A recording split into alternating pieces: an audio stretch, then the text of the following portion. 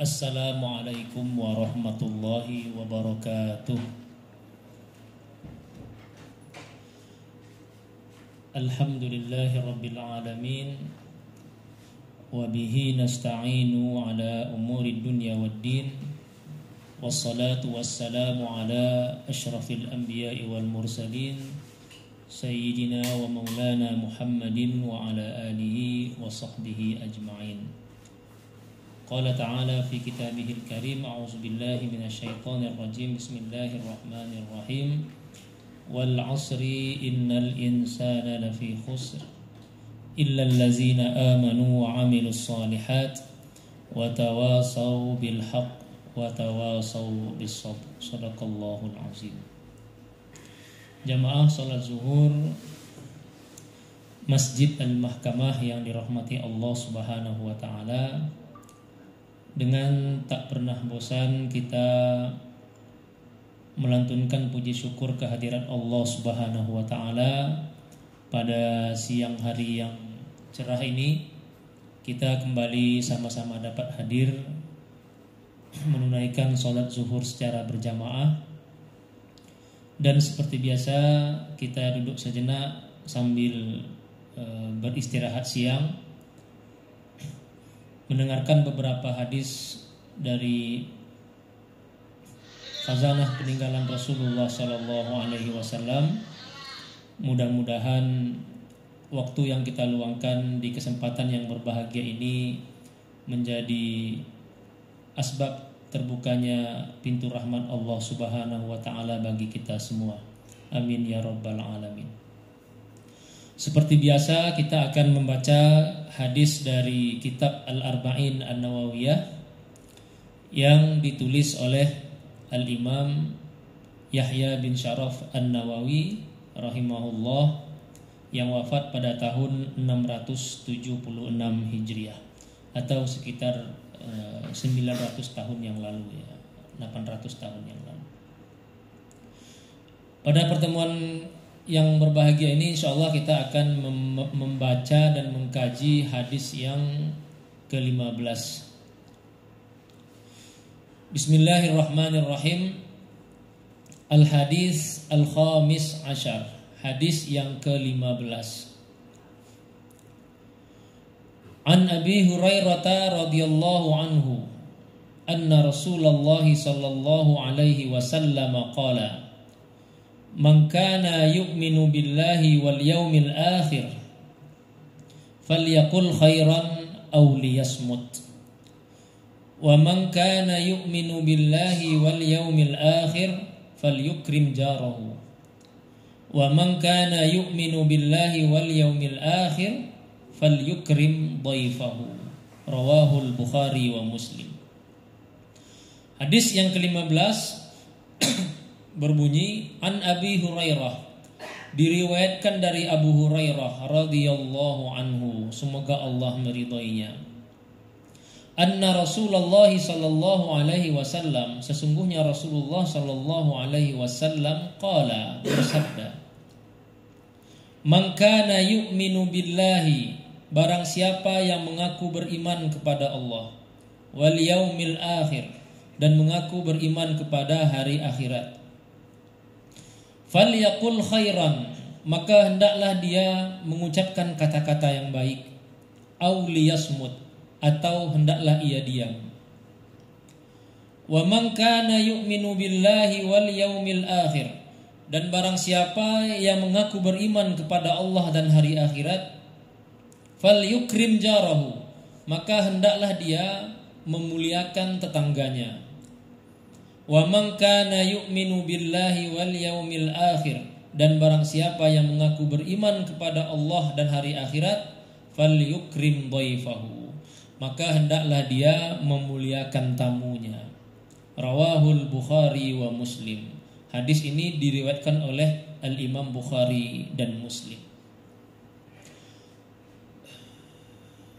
Saudara-saudaraku jamaah salat zuhur yang dirahmati Allah Subhanahu wa taala, ini adalah hadis yang sudah sangat populer, yang sering kita dengar, sering disampaikan oleh para kiai, para ustadz-ustadz di dalam pengajian, sering sekali kita dengar, sehingga mungkin kita ada yang sudah hafal gitu ya. Dan hadis ini termasuk hadis-hadis yang berbicara tentang akhlak, tentang etika ataupun perilaku seorang muslim dalam kehidupan. Yang mana kata Syekh Ali Juma, dari seluruh hadis Nabi itu, kalau dihitung-hitung ada sekitar 2 juta hadis Nabi yang sampai kepada kita. Itu sebagian besarnya itu berbicara tentang akhlak. Hanya sedikit yang berbicara tentang hukum, dan hanya sedikit yang berbicara tentang akidah. Mayoritas hadis-hadis dari Nabi itu isinya adalah tentang akhlak, adab dalam pergaulan, adab terhadap keluarga, adab terhadap tetangga, adab terhadap istri, anak, ya, dan sesama muslim, dan bahkan seluruh umat manusia. Bahkan di dalam Al-Quran juga seperti itu. Dari 6.236 ayat Al-Quran, itu kata Imam Al-Ghazali, yang ayat yang berbicara tentang hukum itu hanya sekitar 500. Selebihnya itu berbicara tentang pengaturan pola hubungan antar manusia, serta berbicara tentang apa yang akan terjadi di kemudian hari, maksudnya hari kiamat, di akhirat, surga, neraka, dan sebagainya. Sedangkan yang berkaitan dengan hukum itu hanya sekitar 500. Artinya jamaah yang dirahmati Allah Subhanahu wa taala, porsi ibadah di dalam agama kita itu tidak jauh lebih besar daripada porsi tentang akhlak, etika. Oleh karena itu kata Rasulullah sallallahu alaihi wasallam, yang paling banyak memasukkan seseorang itu ke surga adalah makarimul akhlak, akhlak yang baik. Bukan ibadah yang banyak, bukan ritual-ritual ibadah tertentu yang banyak, tapi kata Rasulullah yang paling banyak memasukkan seseorang itu ke surga adalah makarimul akhlak, akhlak yang mulia. Nah, jamaah yang dirahmati Allah Subhanahu wa taala, nah hadis ini salah satunya merupakan hadis yang berbicara tentang akhlak. Ada 3 pesan yang disampaikan oleh Nabi kepada kita dalam hadis ini. Yang pertama adalah, kalau kalian mengaku beriman kepada Allah, kata Nabi, barang siapa yang mengaku beriman kepada Allah dan mengaku beriman kepada akhirat, falyaqul khairan aw liyasmut. Hendaklah dia mengucapkan kata-kata yang baik, atau kalau tidak mampu berkata yang baik, hendaklah dia diam. Jadi ini etika kita dalam menjaga lisan, menjaga lidah, atau dalam berbicara. Jamaah yang dirahmati Allah Subhanahu wa taala, ini kelihatannya ringan tapi sangat berat sebenarnya. Sebab menjaga lisan ini, kata Rasulullah sallallahu alaihi wasallam, man yadmanu li ma baina lihyaihi wa ma baina fakhizaihi admanu lahul jannah. Barang siapa yang, kata Nabi, mampu menjaga apa yang ada di antara kedua rahangnya, yaitu lidah, dan apa yang ada di antara 2 pahanya, yaitu kemaluan, aku jamin baginya surga. Artinya orang yang mampu bisa menjaga lidah dan menjamin bisa menjaga kemaluan, Rasulullah sendiri yang menjamin baginya surga. Atmanu lahul jannah, kata Rasulullah SAW. Ini menandakan bahwa menjaga lisan itu sesuatu yang tidak ringan, berat sekali. Nah, oleh karena itu para ulama kita itu mengatakan ada paling tidak 3 hal yang harus kita perhatikan dalam menjaga lisan ini. Yang pertama adalah at-taqlil minal kalamil mubah. Itu mencoba untuk selalu sedikit bicara. Walaupun pembicaraan itu sebenarnya boleh-boleh saja. Karena lidah ini merupakan salah satu nikmat yang besar dari Allah Subhanahu wa taala. Kita punya lidah, kita bisa bicara, itu nikmat. Banyak orang yang tidak merasakan. Ada saudara-saudara kita yang bisu, yang tunarungu, tidak bisa bicara. Nah, kita diberi nikmat oleh Allah Subhanahu wa taala mampu berbicara. Nah, walaupun berbicara itu pada dasarnya boleh, tapi at-taqlil minal kalamil mubah. Kita dianjurkan untuk sedikit berbicara, walaupun berbicara itu perbicaraan yang boleh-boleh saja. Lalu yang kedua, kata para ulama kita, itu al-ijtinab minal maharim, itu menjauhi pembicaraan-pembicaraan yang diharamkan, menggibah, menggunjing, mengejek, mengumpat, mencaci maki, menyakiti orang lain dengan kata-kata kita. Dan yang terakhir adalah ada kalanya berbicara itu jadi wajib. Misalnya dalam amar ma'ruf nahi mungkar. Nah, ini kita melihat kemungkaran di hadapan kita, kita melihat ada kezaliman, kita melihat ada saatnya kita berbicara itu jadi wajib ketika kita untuk menegakkan kebenaran. Nah, jamaah yang dirahmati Allah Subhanahu wa taala, termasuk misalnya dalam persaksian di persidangan itu berbicara itu jadi wajib. Allah sendiri yang memerintahkan dalam Al-Qur'an, ya, hendaklah kalian wa aqimus syahadata lillah. Jadi memberikan kesaksian yang benar itu adalah suatu kewajiban. Berdosa ketika seseorang menyembunyikan persaksian. Ya. Juga ketika misalnya dalam amar ma'ruf dan nahi mungkar, melihat kezaliman yang nyata di mata kita, nah kita pada saat itu wajib untuk berbicara. Tapi secara umum jamaah yang dirahmati Allah Subhanahu wa taala, berbicara itu hendaklah at-taqlil, dikurangi. Atau paling tidak sebelum berbicara kita berpikir terlebih dahulu apa manfaatnya kita berbicara. Kalau ada manfaatnya kita bicara. Kalau tidak ada manfaatnya maka auliya sumut, hendaklah dia diam, kata Rasulullah SAW. Imam Al-Ghazali mengatakan bahwa di dalam tubuh manusia ini, dalam tubuh kita itu ada 7 pintu masuk dosa ya, atau syaitan, yaitu mata, telinga, mulut atau lidah, tangan, kaki, perut, dan kemaluan. Itu adalah 7 pintu dosa. Manusia itu berdosa dengan 7 anggota tubuh itu. Nah, porsi terbesar dari dosa itu kata Imam Al-Ghazali adalah lahir dari lisan itu. Nah, ini yang pertama. Yang kedua kata Rasulullah SAW, wa man kana yu'minu billahi wal yaumil akhir falyukrim jarahu. Barang siapa yang mengaku beriman kepada Allah dan mengaku beriman kepada akhirat, hendaklah dia memuliakan tetangganya. Nah, ini juga sesuatu yang kita hadapi keseharian. Karena tidak ada manusia tidak punya tetangga. Semua kita pasti punya tetangga di rumah.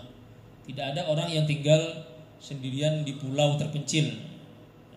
Mungkin di dunia ini hanya beberapa orang yang seperti itu. Tapi rata-rata namanya manusia, makhluk sosial, zon politikon, kita hidup misalnya berdampingan dengan orang lain.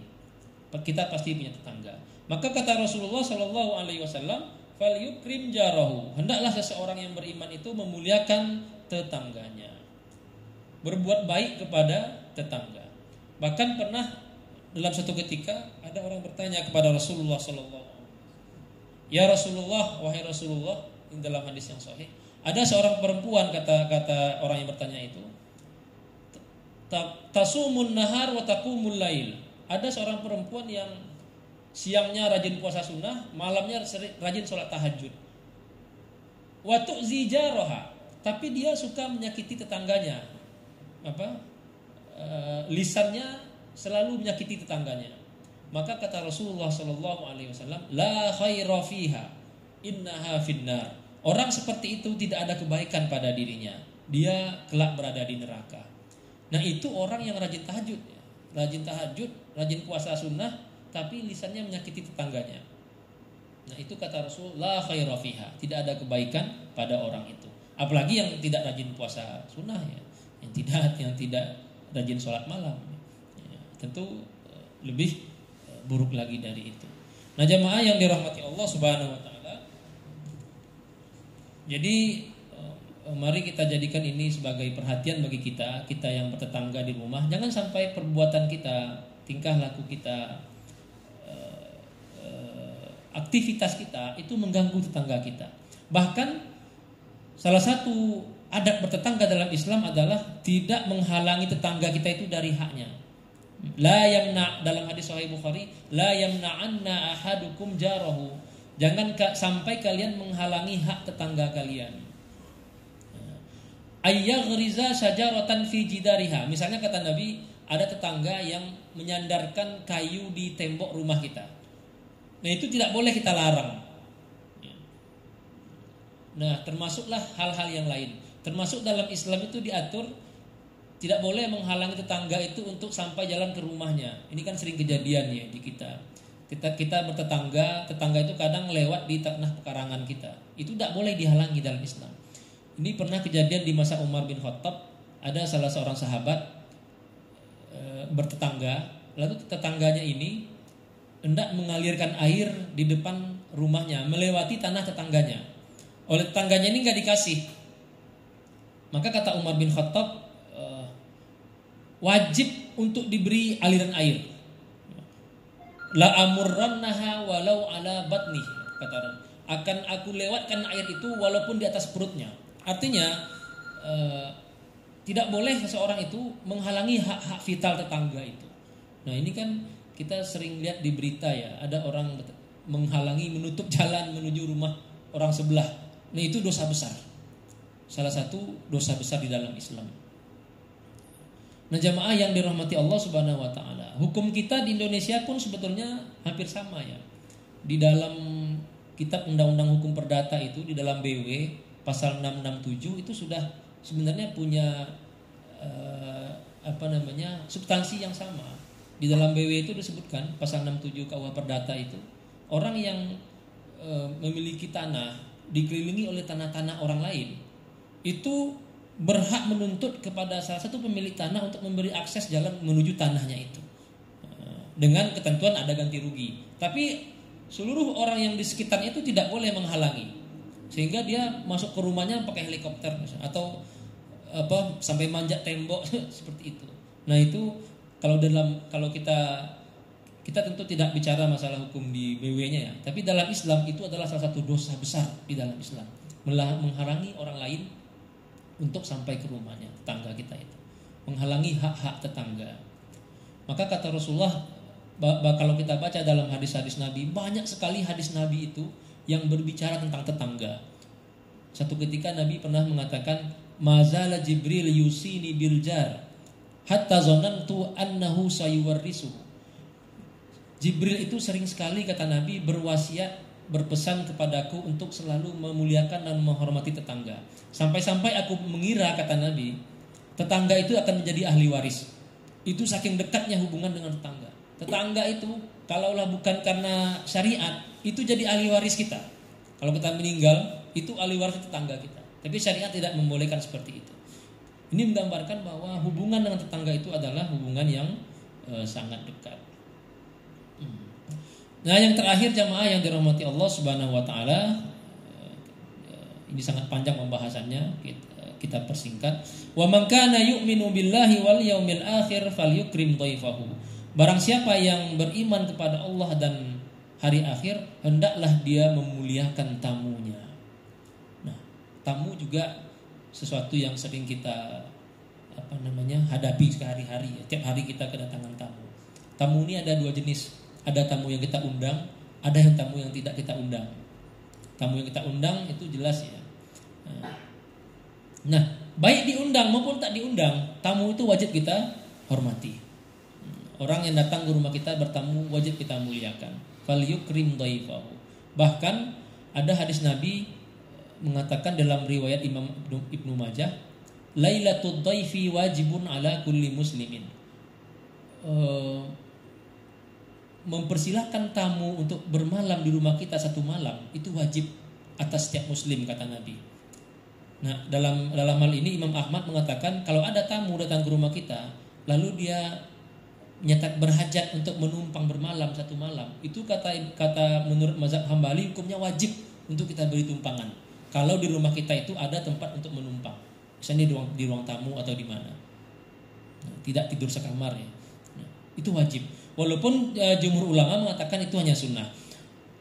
Ala kulli hal, bagaimanapun memuliakan tamu itu adalah sesuatu yang sangat besar fadilahnya di sisi Allah Subhanahu wa taala. Tanda kita beriman, kita muliakan tamu kita. Kita suguhi makanan ya.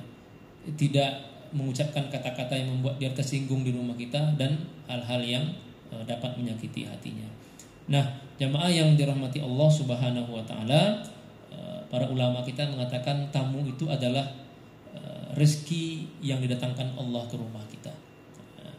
Semakin banyak tamu ke rumah kita, insya Allah akan semakin banyak mengalir rezeki dari Allah Subhanahu wa taala kepada kita. Mungkin ini yang dapat kita sampaikan dari hadis yang singkat ini. Mudah-mudahan ada faedahnya bagi kita semua, dan saya mohon maaf apabila ada kesalahan dan kekeliruan. Usikum wa nafsi bitaqwallah. Wassalamualaikum warahmatullahi wabarakatuh.